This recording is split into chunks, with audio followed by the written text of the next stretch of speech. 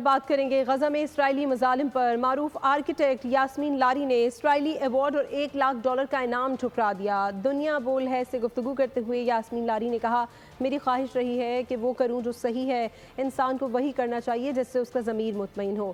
میرا ضمیر نہیں مانتا کہ غزہ میں ہونے والے مظالم کو دیکھتے ہوئے ایوارڈ لوں۔